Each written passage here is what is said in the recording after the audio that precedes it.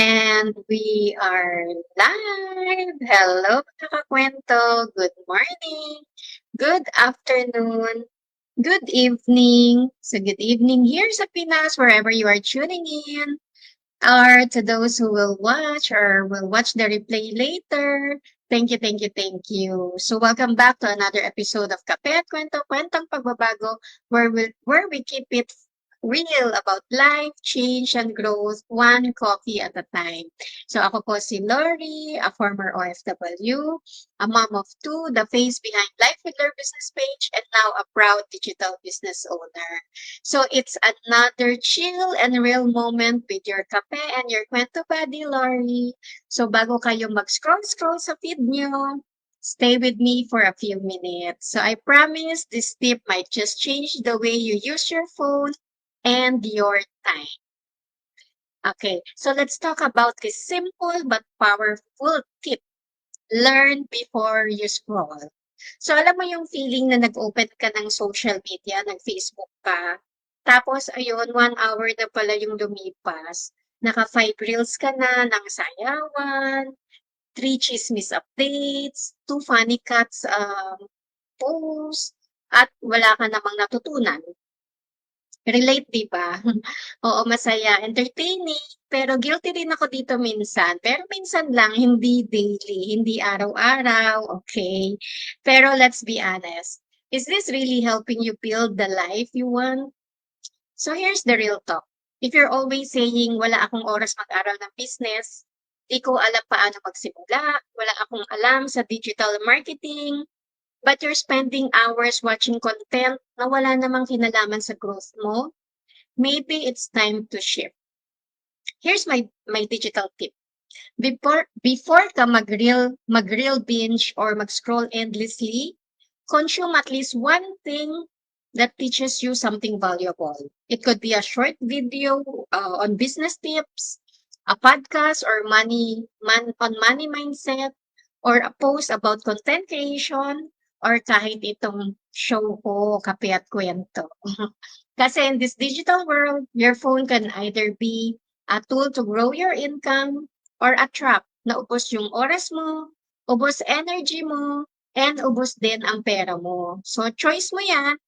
So why does this matter? So sa panahon ngayon, attention is currency. Kung saan mo inilalagay yung focus mo, doon ka yayaman or magugutom.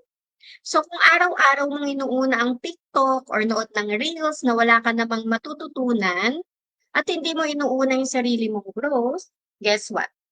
You're building someone else's dreams, not yours. So let's change that starting today. So try this starting now.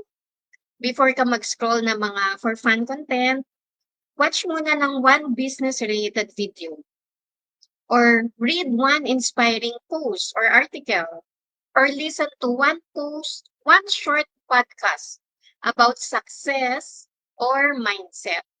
So learn first, then scroll. Feed your mind, then your mood. Kasi kung lagi ka naghahanap ng sign, ito na yon. Use your screen time with purpose. And here's one more thing. If every month palaging kapos, laging may utang, maybe it's time to ask yourself, hanggang kailan mo ito'y titiisin? Kailan mo sisimulan yung side hustle mo para naman may anihin ka in the future?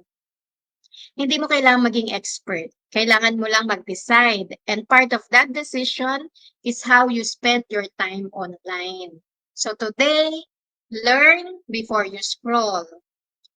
Choose your growth over gossip. Start building a life you don't need to escape from. So, disclaimer lang po, I'm not against any fun content. We all need good vibes. Nakakatuwa naman talaga yon yung mga fun content. Pero kung puro nonsense lang naman lagi, wala namang itong matutulong sa growth mo. Maybe it's time to scroll with purpose. So if this hits you kahit konti, share it with someone who needs to hear it. Or if ready ka na to build your digital future, message me. Thank you again for spending your time with me again. Thank you for spending your time with me again tonight, mga kakuwento. So, everyday ito sinasabi ko, 'di ba? Yung ending ko at saka yung intro ko the same. Let's continue to open our hearts to new possibilities, open our minds to new ways of earning, and open our lives to true freedom. So, see you again on my next live for another episode of Kape at Kwento, Kwentong Pagbabago. Bring your coffee.